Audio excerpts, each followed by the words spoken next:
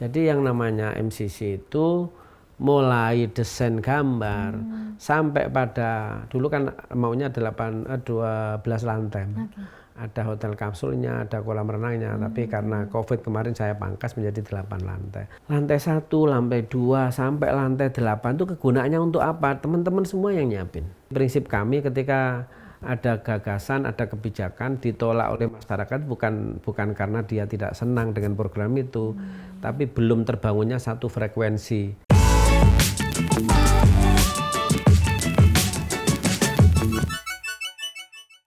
Halo Sobat Kompas.com, berjumpa lagi dalam acara Nusaraya bersama saya Wahyu. Kali ini kita kehadiran atau telah hadir di studio Kompas.com Bapak Wali Kota Malang, Bapak Sutiaji. Selamat datang Pak. Datang. Terima kasih sekali untuk kehadirannya di sela waktu kesibukan Bapak nih. Mumpung di Jakarta jadi kita minta kesini ya Pak. Oke, sama-sama. Saya juga terima kasih. Iya, sehat-sehat Pak. Jangan dipanggil Bapak, gampang tua ya. Oh gitu ya, jadi harus panggil apa nih? Ya kayak Sam gitu. Oh Sam, wah. Mas. Sahabat Kompas.com, Sam itu kebalikan dari Mas. Tadi saya baru belajar ketika ngobrol di sebelah nih. Jadi panggilannya biasanya Sam Aji gitu. oh Sam Aji, Ya. baik saya panggil Sam Aji ya. Oji. Sam Aji ya, bener ya Pak ya? Oji. Oji. Oji ku Oh iya. Sam Oyi. Sam Aji, saya jawabannya kan Oji, iya. Oh ya ampun, satu hal lagi yang mesti dipelajari sahabat Iya, Kompas.com iya. bahwa Kota Malang itu ternyata banyak bahasa Ya, walian unik, gitu oke. ya. Sam Aji, Aji, saya jawabnya Oyi. Oyi, Oh, gitu. iya, Artinya ya gitu. Oke, baik. Oke, Menarik, dong. hal yang menarik. Jadi selama nanti perbincangan ini mungkin nanti Sam Aji ya. Sam Aji. Sam Aji, sorry. Sam Aji akan berbicara tentang keunikan, ciri khas, kemudian apa yang terjadi selama Sam menjabat sebagai wali kota Malang. Oh, Gitu iya. ya. Baik, di awal ini Kota Malang kan dikenal sebagai salah satu kota terpadat di Jawa Timur ya. Oh, iya. Kemudian dikenal juga sebagai kota urban. Mungkin Sam Aji bisa bercerita ke sahabat Kompas.com bagaimana perkembangan Kota Malang secara keseluruhan. Kemudian apa tantangan yang dihadapi Sam Aji dalam mengelola Kota Malang. Ya, tentu pertama kami sampaikan terima kasih kepada Kompas.com ya, yang memberikan kesempatan kepada saya untuk menjelaskan atau menambah literasi masyarakat untuk mengenal Malang. Ya walaupun itu hanya dimensinya mungkin tidak sekomprehensif karena waktu terbatas. Bagi saya mungkin rata di kota itu rata ya, kota itu adalah urban ya. Jadi penumpukan masyarakat, kota-kota yang daerah-daerah yang memang itu banyak didatangi oleh masyarakat ke sana karena ini secara umum, secara makro. Bisa jadi karena itu di kota banyak tempat usaha, karena di kota banyak lembaga pendidikan dan seterusnya. Itu pada umumnya. Tapi lebih khusus di Kota Malang ini memang kotanya kecil. Kotanya tidak besar, hanya 5 kecamatan, cuma perguruan tingginya banyak. Sekolah-sekolahnya juga alhamdulillah tanda petik menurut informasi dari luar katanya maju gitu loh. Mulai dari PAUD, TK, SD, SMP sampai perguruan tinggi. Karena di Kota Malang itu kotanya kecil, tapi perguruan tingginya ada 5 perguruan tinggi negeri. Ya, ada total perguruan tinggi negeri dan swasta di angka 60-an, kurang lebih 60-an lah perguruan tinggi. Dan mahasiswanya aja 900.000 ya, lebih banyak mahasiswanya ketimbang penduduk yang ber-KTP Kota Malang. Sehingga menurut saya ini juga potensi, tapi tidak mungkin ketika ada potensi mesti tidak ada masalah. Tapi bagi kami tidak pernah ada kendala kalau kita pahami semua dengan positive thinking. Karena begitu banyaknya mahasiswa mesti membawa bagaimana siklus pertumbuhan ekonomi itu bisa berjalan dengan baik. Terbukti hari ini Kota Malang termasuk lagi moncer-moncernya pertumbuhan ekonomi. Termasuk di angka 6,32%, luar biasa.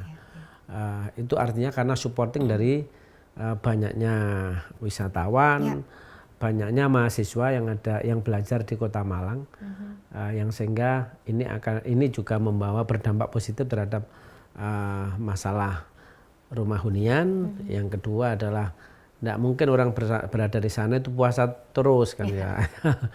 Yang sehingga mesti butuh makan, butuh minum, butuh alat-alat mandi dan seterusnya lah. Ya ini membawa dampak positif. Ya kalau dampak negatifnya tentu ya termasuk ada kemacetan ya, terus ya pola hidup ya, ada terjadi akulturasi dan asimilasi budaya, karena bukan hanya di Malang itu yang berkunjung di Kota Malang untuk kuliah saja, itu bukan hanya dari Indonesia, tapi ada 132 negara yang memang menyekolahkan di Malang. Ini yang saya dapat dari perguruan tinggi negeri maupun APTISI, Asosiasi Perguruan Tinggi Swasta. Jadi hemat saya, siapapun yang jadi kepala daerah di sana, ini akan menjadi potensi, dan jangan merasa bahwa itu menjadi tantangan. Ya, karena saya selalu menyampaikan itu adalah positive thinking, jadi ada energi positif yang disampaikan, sehingga hal yang mestinya tidak baik itu akan menjadi baik. Menurut saya tidak ada susahnya, Mbak.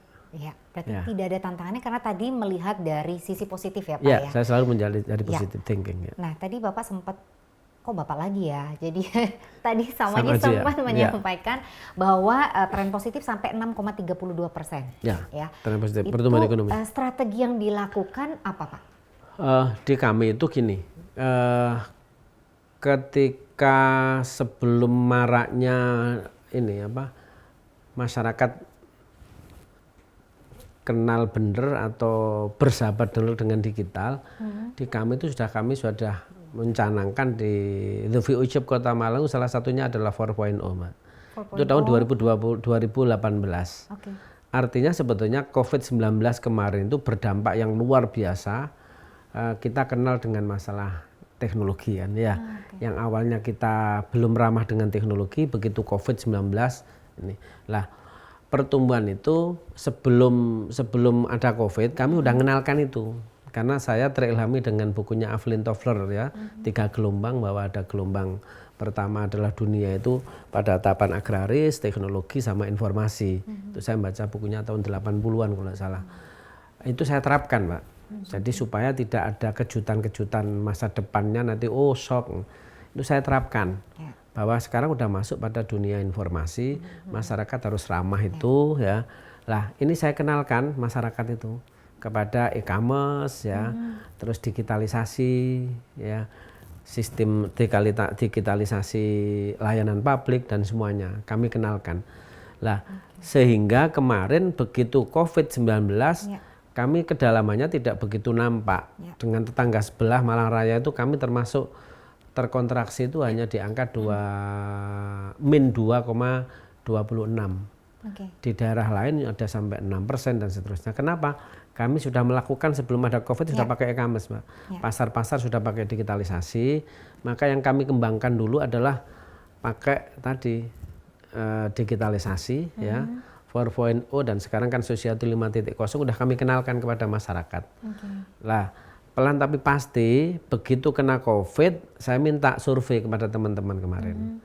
Jadi tenaga ahli kami tolong ya survei demand apa yang mengalami jatuh, demand apa, permintaan apa yang mengalami peningkatan. Ternyata justru di bulan Juli 2020 itu ada peningkatan permintaan itu sampai ada 123%.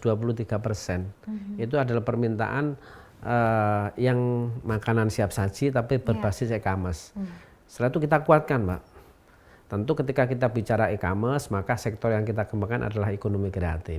Ya, terlebih alhamdulillah Kota Malang ditasbihkan menjadi kota kreatif Indonesia. Ngambil dulu sebelum COVID dulu 2019 awal, yang diambil dari asalnya 16 subsektor itu adalah subsektor aplikasi dan game. Ya, aplikasi berarti kan ya kaitannya dengan ini, game juga ini kan masalah digitalisasi. Pelan tapi pasti pertumbuhan ekonomi kemarin bisa kita urutan ke-5, Mbak, se-Jawa Timur. Ya. Yang dari 5 daerah itu yang tidak daerah industri itu hanya Kota Malang, yang enggak industri berbasis manufaktur. Kalau kami industri berbasis tidak berbasis manufaktur. Kalau yang tinggi-tinggi itu berbasis manufaktur, tapi kami adalah industri kreatif yang kami kembangkan. Ya itu kita kuatkan, Pak. Kita kuatkan industri ekonomi kreatif itu yang kita kuatkan sehingga semua sektor berjalan dengan baik, dan ini juga linear, pertumbuhan ekonomi naik tinggi, juga dibarengi ada benang merahnya, kemiskinan kita mampu turun. Hanya PR kami masih gini rasio kami yang agak tebal. Ini PR kami untuk bagaimana supaya bisa melandingkan pertumbuhan yang begitu cepat dibarengi dengan pertumbuhan ekonomi lokal yang berdampak pada kedalaman kemiskinan mulai berkurang, jurang antara kaya dengan miskin mulai tidak tebal. Gitu. Teknologi ini kemudian apakah memang yang menjadi pendorong untuk program Malang menjadi sustainable city itu ya Pak ya? Salah satunya itu juga Pak yang mendorong itu? Ya, salah satunya ya. Oke. Karena kami melihatnya nanti saya tuh melihatnya tidak hari ini untuk esok jangkauannya 2-3 tahun Mbak. Ya. Tapi hari ini untuk 25 tahun, 25 sampai mungkin 100 tahun yang akan datang. Jadi kita sudah, dunia kan semakin sempit ya. Dunia semakin seperti di gelas, di kaca gitu ya, seperti di salah satu bejana yang bisa nampak dari semuanya. Kita dituntut untuk ramah terhadap itu. Sehingga kami tidak tadi 4.0 kami masuk society 5.0 tadi. Jadi harus ada moral force yang dimasukkan ke sana. Ada nilai positifnya ya. Kalau dulu usaha kan harus pakai kontrak tempat dan lain sebagainya. Sekarang kan enggak, dengan GZ-nya yang ada, GJ-nya yang ada di harga 2.500 saja sudah bisa berjualan ya. Hari ini ya memanfaatkan digital itu yang kita ini. Jangan sampai terbawa arus digitalisasi, arus informasi malah berdampak terhadap karakter bangsa yang malas, menghujat orang, tapi kita isi dengan itu. Penerapannya sendiri, apakah kemudian dari Bapak kemudian ke tim itu pakai dengan proses pelatihan tertentu atau pembelajaran dari mana sehingga secara sistem teknologi ini bisa diserap oleh semua lapisan yang ada di bawah? Justru saya di sana karena ekosistemnya sudah terbangun, Mbak. Kami tidak pernah menginjak secara langsung top down, enggak. Justru ekosistemnya terbentuk karena potensinya di Malang itu luar biasa. 21 perguruan tinggi yang punya jurusan teknologi. Tidak kurang dari 3.400 ya, 3.400 mahasiswa per tahun yang punya dasar IT. Jadi sarjana IT itu diproduk oleh perguruan tinggi itu ada 3.400 sarjana. Nah, ini ekosistemnya terbentuk dengan baik. Ya mohon maaf, daerah lain itu tidak punya ekosistem seperti Kota Malang. Karena Kota Malang itu kotanya tidak besar. Kampusnya hanya berkutat di situ aja. Sekeliling itu ya. Sehingga ekosistem terbentuk antara anak di swasta dengan negeri, hanya kuliahnya doang yang membedakan dia negeri dan ini.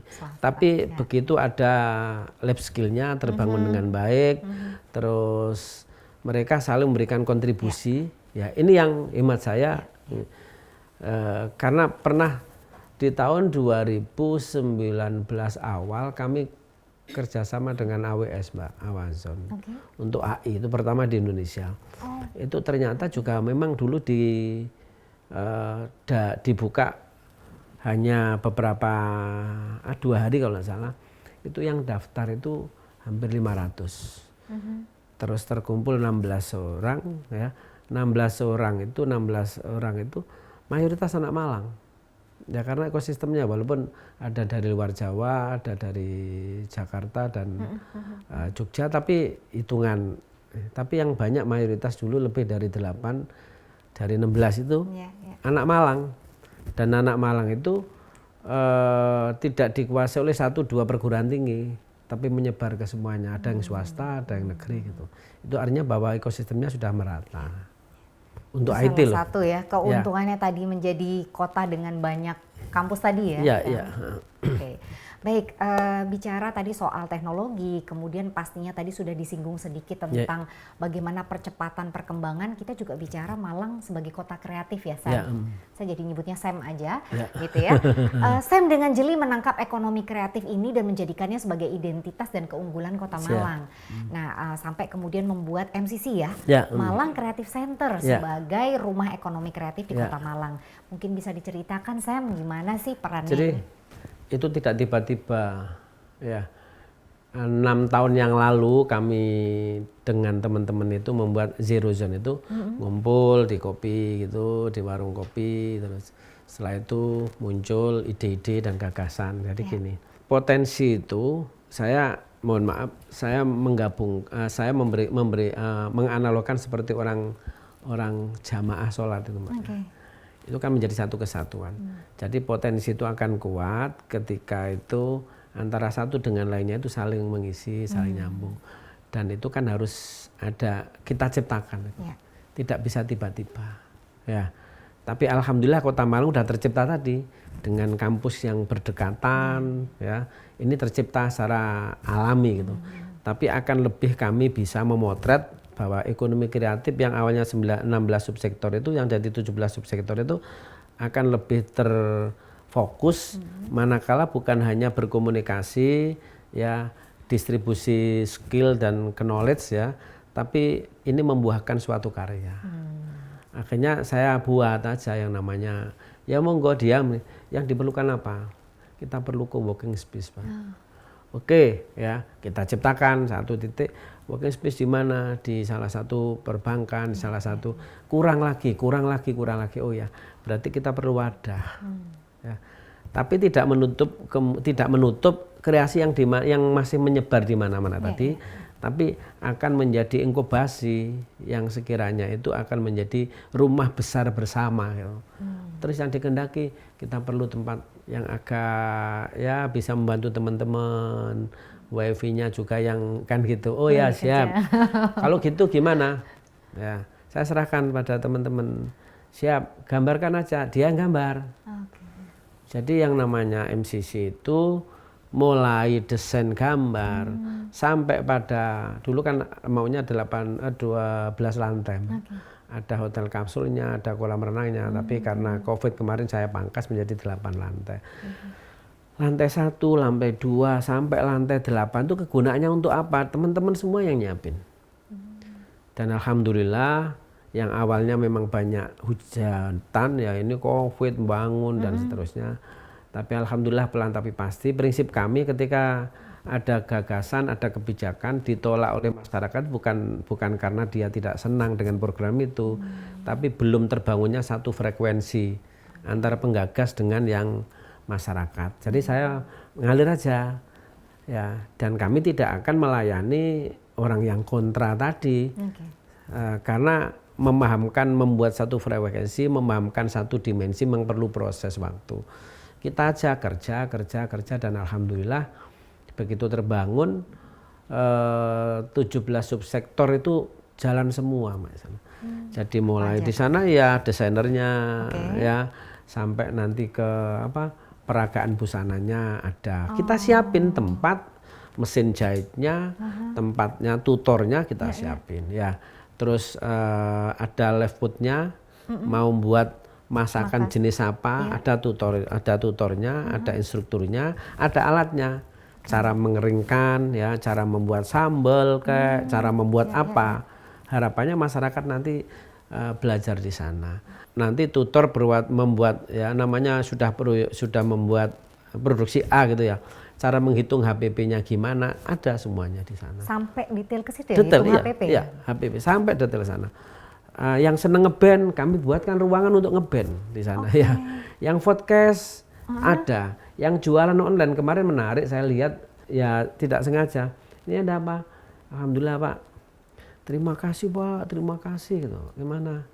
Ya saya sekarang di rumah itu kan tidak ada jualan Pak. Sekarang saya jualan online, saya siapkan. Tadi jualan dikasih waktu Mbak. Hari ini jualan busana A, mana kita pakai gitu. Laku berapa? Alhamdulillah ini transaksi 24 juta, 1 jam 24 juta. Ya. Artinya sudah terbangun semua ya. Yang aplikasi dan game, ya, yang teman-teman yang membuat game, yang aplikasi juga demikian. Jadi animator kita ini kumpul, terus yang membuat macam-macam keripik gitu ya kemarin. Keripik itu tiba-tiba saya gitu, ini berapa? Ya, harganya sekian Pak. Kalau jumlah besar sekian. Terus alamatnya, walapannya itu di gang sempit gitu. Nah ini kalau ada buyer kamu beli kan sana kan akhirnya enggak jadi ya kalau tahu gitu. Siap, sehingga ada kantor bersama, Pak. Jadi nanti janjian sama buyernya di MCC lantai sekian, Pak, saya ngantornya jam sekian sampai sekian. Jadi rumah bersama. Jadi 17 subsektor udah. Ya, sehingga kemarin banyak kementerian datang. Ini baru satu-satunya di Indonesia ada demikian ya. Jadi ada yang dari BUMN, dari kemarin Menteri Koperasi, dari Kementerian Koperasi dan UMKM, dari Ikrab, ya, terus dari perbankan BI kemarin, ngapain kita membuat kegiatan di luar, di sini aja langsung praktek. Ya, bukan hanya sampai di situ, nanti kita bangun channeling, Mbak. Jadi ketika nanti ada orang yang asalnya tidak punya keterampilan atau dia mungkin nganggur, kita cas positif, energi positifnya, you mesti mampu. Begitu udah mampu, harapannya kita kasih skill, Mbak. Begitu kita skill, kita carikan, kamu usaha apa? Ada nanti di sana ada tim untuk penelitian. Jadi survei demand apa yang saat ini lagi tinggi, ya. Katakan, oh ini bakso, katakan ya, Malang kan bakso. Bakso itu kebutuhan atau permintaan bakso seharinya itu katakan mungkin 1.000 orang. Tapi di sana ada hanya 5 pedagang. Oh kurang, berarti kan penjual baksonya harus tambah. Oh seneng bubur. Jadi yang nyarikan usaha, jenis usaha apa itu nanti adalah kita. Kalau sudah punya usaha, kita punya, kan usaha itu yang menurut saya kan banyak komponennya, Mbak, ya. Satu ada skill, ya. Yang kedua dia ada skill berkaitan produksi. Itu nanti kami kerjasama dengan ada beberapa perguruan tinggi sudah membuat kurikulum bersama. Setelah itu harus ada connecting, ya, membangun bagaimana pendanaan. Dia punya produksi tapi tidak punya usaha, tidak punya modal, ya. Dia punya produksi, punya modal tapi pasar tidak terjaga. Ya, kita nyarikan pasar. Sampai kepada nanti di sana kan ada desain grafis, ya. Yang buat packaging adalah kita. Ya. Packagingnya kita, teman-teman membuat sampai kepada bagaimana ngajari motret produk, ya, untuk e-commerce itu, untuk ya, iklannya ada, gitu ya, iklannya, Pak, ya? Alhamdulillah sekarang responnya sudah luar biasa. Komplit di 8 lantai bisa tercipta seperti itu. Insya Allah. Ya, kalau saya tidak usah ngomong banyak, lihat aja ke sana nanti. Lihat aja live sahabatkompas.com kalau ke Malang gitu ya, jangan lupa mampir ya ke MCC ya. Ini belum kami aktifkan sebetulnya. Baru cek sound kemarin rata di angka setiap hari itu baru kita istilahnya cek sound kami. Cek sound itu. Cek sound. Itu kemarin uji coba kunjungannya antara 5.000-an orang. Oke, Sam, dari tadi obrolan tadi ya, terutama tentang MCC tadi, mungkin produk UMKM atau kreatif apa saja yang menjadi unggulan, yang menjadi tren yang sekarang banyak, Mbak. diminati? Kalau di sana selain sana kalau orang mesti kalau belum ke Malang belum ke bakso. Iya, saya paling suka. Saya bolak-balik itu. Tapi nggak boleh sebut merek. Bakso itu di olahan manapun itu ada. Bakso di jenis bakar, apapun. bakso digoreng. Bakso goreng, bakso macam-macam, ya. Jadi bakso dibawa pulang juga siap dan itu nanti kita bina di sana. Macam-macam lah. Keripik ya. Keripik dengan jenis beberapa keripik. Makanya kami ada food lab tadi. Bagaimana menjaga higienitasnya, ya. Bagaimana menjaga kualitas masakan atau kualitas produknya tadi. Ini kami kerjasama dengan THP, Teknologi Hasil Pertanian, Olahan dan seterusnya. Jadi di kami kalau jenis produk unggulannya ya banyak, Mbak. Ya khas Malangan kan dicari aja di Google atau di YouTube atau di TikTok udah banyak. Iya, udah banyak. Ya. Akan tetapi yang kita kuatkan adalah bagaimana membangun kontinuitas tadi. Kadang-kadang dan sampai hari ini kami nguatkan itu di katalog lokalnya kan kami kuatkan, Mbak, untuk membangun supaya belanja daerah ini juga pro terhadap produk lokal, terhadap UMKM, dan bahkan kami barusan aja itu meluncing aplikasi Malpro, ya. Apa itu? Malang pro terhadap produk lokal, terus ada belanja UMKM gitu. Ini kewajiban ASN untuk belanja ke UMKM, Mbak. Saya kasih batas minimal. Oke.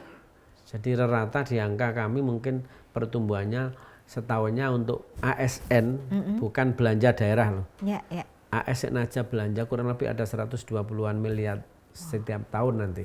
Karena kami mewajibkan ASN untuk belanja minimal tuh di angka 1 juta rata. Ya, ya. Mulai dari golongan 1 nanti kita persentasenya. Ya, udah banyak banget ya. Salah satu juga tadi karena saya sempat bercerita bahwa ini kan mayoritas pendatang dan mahasiswa gitu ya. Bagaimana kemudian mengelola tadi kepadatan karena biasanya musim-musim kuliah itu bahkan banyak banget gitu ya. Kemudian yang saya tahu Februari kemarin kan mendapat penghargaan Adipura ya, Feb. Oh iya. Nah, jadi boleh dong ceritakan prestasi ini, bagaimana mengelola sampah, kebersihan karena anak muda gitu kan biasanya lebih sulit diedukasinya kadang-kadang dengan gaya mereka masing-masing ya. Jadi sebetulnya kebersihan dan lalu lintas itu ada kemiripan, Mbak, pendekatan. Itu kan sebenarnya kan perilaku. Ya. Kalau perilaku berarti ada pembiasaan. Maka yang kami tanamkan dulu adalah di anak-anak kita, ya ASN yang harus menjadi teladan. Gitu. Dan alhamdulillah kalau Adipura itu kita itu bukan pertama ya, ini sudah ke-5 atau ke-6 gitu. Banyak memang dulu orang belajar di Kota Malang dengan bank sampahnya. Di kami itu yang kemarin insya Allah dalam waktu dekat kami minta Pak Presiden untuk meresmikan, Mbak. Jadi ada program nasional selain nanti berbarengan dengan MCC itu ada TPA kita, sanitary landfill kita, ya itu udah kerjasama dengan dapat bantuan dari kementerian, kerjasama dengan Jerman dulu. Jadi sekarang ada program nasional itu di Indonesia itu ada 4 kota kabupaten, Kota Malang, Kota Sidoarjo, terus Kota Lampung sama Kota Kabupaten Jombang. Ini ternyata kemarin info dari Kementerian PU yang sudah berjalan 2 tahun ini adalah justru Malang. Yang lindinya itu sudah diambang, sudah jernih ya semuanya. Jadi kalau di Malang urusan sampah insya Allah Mbak, pengurangan sampah kita sudah di atas rata nasional. Sudah di angka lebih dari 24% untuk pengurangan sampah masuk ke TPS, ke TPA. Lah mulai kami terapkan tadi, mulai anak, kenapa saya terapkan ke anak? Anak berhadapan nanti bisa mengalirkan ini energi positif itu ke orang tua. Pak, kalau buang sampah jangan sembarangan. Ma, jangan membuang sampah. Bu, ayah, Bapak, jangan buang sampah sembarangan. Dan ini yang kami terapkan awalnya. Sambil nanti kalau orang kos kan ada bapak kos ya. Ketika dia sudah berperilaku baik, harapannya inilah kami sekarang masih mencoba terus, Mbak, untuk membiasakan diri membuang sampah. Yang satu memang sudah wajib ya. Urusan sampah dari rumah tangga ke TPS itu adalah urusan masyarakat. Ya, itu adalah swadaya. Dari TPS ke TPA itu urusan kami. Tapi akan kami lakukan nanti ke depan itu, sekarang sudah mulai, Mbak, ada pemilahan sampah organik, anorganik, sama sampah yang plastik. Harapannya nanti akan menjadi begitu yang masuk ke TPS, ini sudah terpilahkan dengan composting di masing-masing 3R-nya ini di masing-masing titik. Oh, ada titik ya, titik-titik yang di kami sudah ada ditemukan. 17 titik, Mbak. Itu sudah dipisah berdasarkan kategori. Ada pemilahan dan ternyata sampah ini sekarang juga jadi rebutan ketika dipisah mulai awal. Jadi sampah tidak menjadi musibah, tapi menjadi berkah. Ya, ketika kenapa plastik bisa didaur ulang, ya. Sampah kertas bisa didaur ulang. Terus sampah organik nanti bisa macam-macam. Bisa nanti untuk energi, ya, bisa untuk mogut apa itu ya, bisa untuk macam-macam. Dan kompos, ini akan composting kan masuk.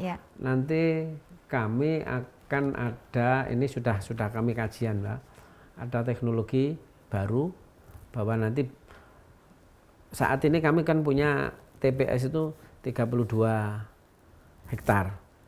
Kerjasama dengan Jerman kemarin yang habisnya kurang lebih 300 miliar, itu hanya berlaku sampai mampu kita tidak mikirkan TPS itu hanya 5-7 tahun. Dengan teknologi yang baru ini pakai bakteri Mbak ini ceritanya gitu. Ini udah diterapkan di Jepang, Malaysia sama Belanda katanya. Okay.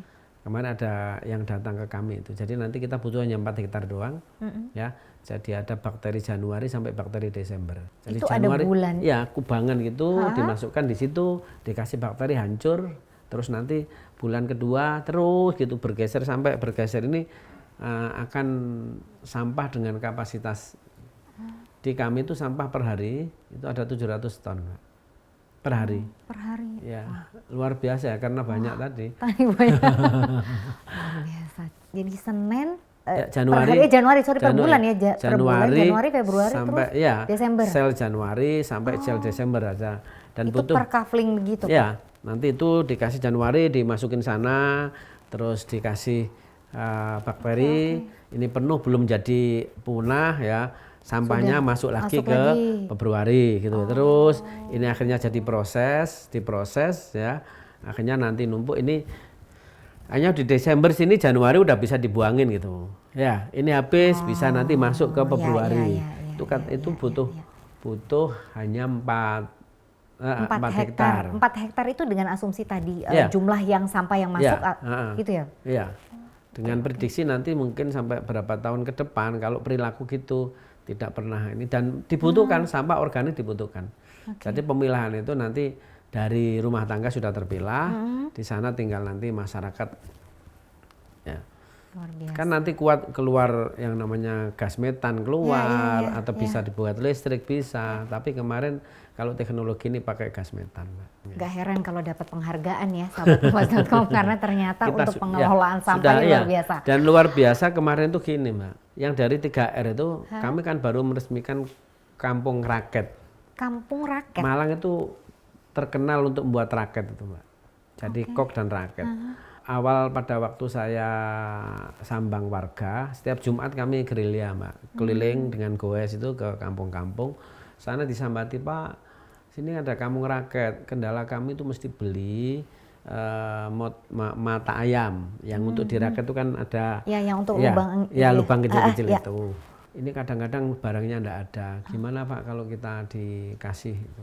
Akhirnya kemarin begitu udah ya nanti PAK tak belikan melalui dinas perindustrian atau mari dengan koperasi karena mohon maaf dengan Pora karena yang kerja adalah perempuan alat olahraga gitu. Alhamdulillah kemarin itu sudah produksi Mbak. Terus saya tanya loh ini bahan bakunya alhamdulillah Pak kami ngambil dari kami mendaur ulang dari bank sampah dari 3R. Jadi plastik-plastik yang sudah dicacah di 3R itu diambil oleh teman-teman. Jadi mata ayam tadi itu artinya hulu hilirnya kan sudah mulai ketemu. Jadi salah satu pemanfaatannya sudah ketemu ya, gitu sudah ya ketemu ya. Sehingga ada yang lagi untuk mencoba untuk paving. Plastik malah kurang kalau itu.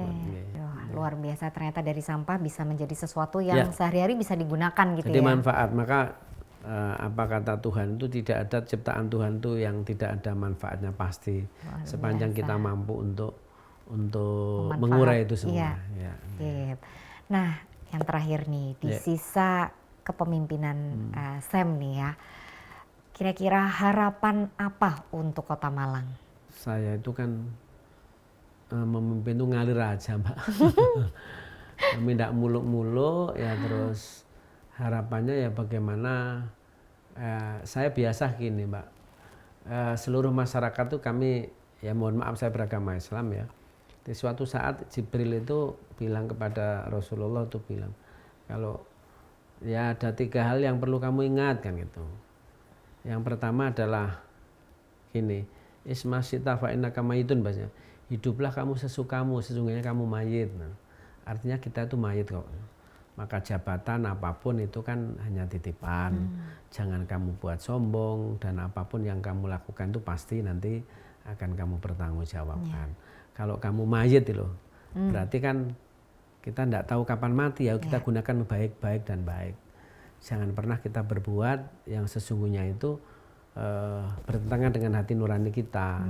Jangan kita berbuat sehingga perbuatan kita itu mencederai orang lain kan itu. Itu yang kami kembangkan. Yang kedua pesannya kan gini, akhbib masyita fa innaka mufarihku. Jadi sukailah apa yang kau sukai, sesungguhnya yang kau sukai akan meninggalkan kamu. Ya boleh kamu cinta dunia itu silakan, tapi mesti kamu itu akan meninggalkannya atau dunia akan meninggalkan kamu. Cinta harta juga hartanya akan meninggalkan kamu, jabatan juga akan meninggalkan kamu. Maka ya jangan berlebihan kamu mencintai sesuatu itu. Betul. Iya, mesti akan meninggalkan kita kan. Istri cuwinta ya nanti kalau tiba-tiba kita meninggalkan ya. Waduh punya istri cantik gitu, tapi kita meninggal yang senang kan tetangga kita. Maka cinta yang abadi itu hanya pada Tuhan dan pada amal perbuatan yang baik gitu. Dan yang ketiga, ini terus saya Mbak, saya untuk pribadi saya dan saya sampaikan pada masyarakat kami. Yang ketiga adalah wa'mal masyita fa innaka masyiyun itu, kamu berbuatlah sesukamu. Sesungguhnya perbuatan kamu pasti nanti akan dibalas. Jadi bagaimana kita personal maupun kelompok itu tiga tadi saya kira menjadi kekuatan, menjadi sebuah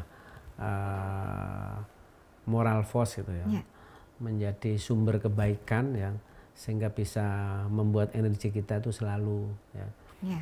Kan tiga itu kamu main apapun silakan ya, kamu berbuat apapun silakan. Orang kamu berbuat kadang menjahati orang kan itu senang kalau yang dijahati itu celaka beneran. Tapi ingat bahwa perbuatan kamu kelak nanti akan dibalas oleh Tuhan ya.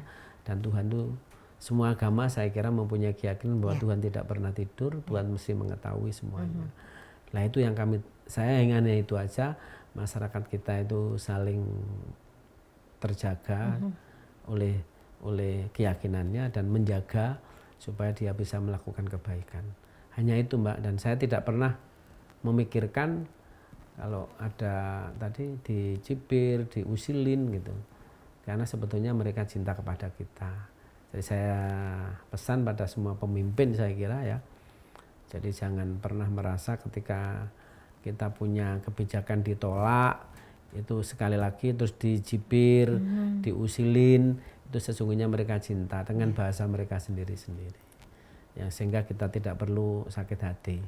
Karena sesungguhnya mereka cinta kepada kita, cuma caranya yang berbeda. Ya. Jadi nggak boleh baper Pak jadi pemimpin. Waduh, luar biasa. Closing statement yang luar biasa, sahabatkompas.com. Jadinya ada 3 pelajaran moral yang menjadi dasar dari Sam gitu ya, yang sudah dibagikan ke sahabatkompas.com termasuk saya. Terima kasih. Dan itu pasti akan ya, itu saya ingat. Saya bukan mulia orang, mulai diri saya sendiri Mbak. Betul, biasanya kan itu kemudian jadi tertanam buat orang lain ketika diri sendiri memberi contoh gitu ya. Baik, sahabatkompas.com, Sam Aji, terima kasih banyak buat kehadirannya. Luar biasa sekali dalam waktu yang singkat bisa menginspirasi sahabatkompas.com dengan apa yang sudah Sam Aji lakukan untuk Kota Malang. Makasih.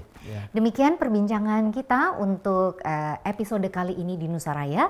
Saksikan terus program Nusaraya di kompas.com. Jangan lupa aktifkan lonceng notifikasinya supaya sahabatkompas.com dapat terus update konten-konten terbaru di kompas.com. Salam Nusaraya, semangat Bhinneka Indonesia Raya.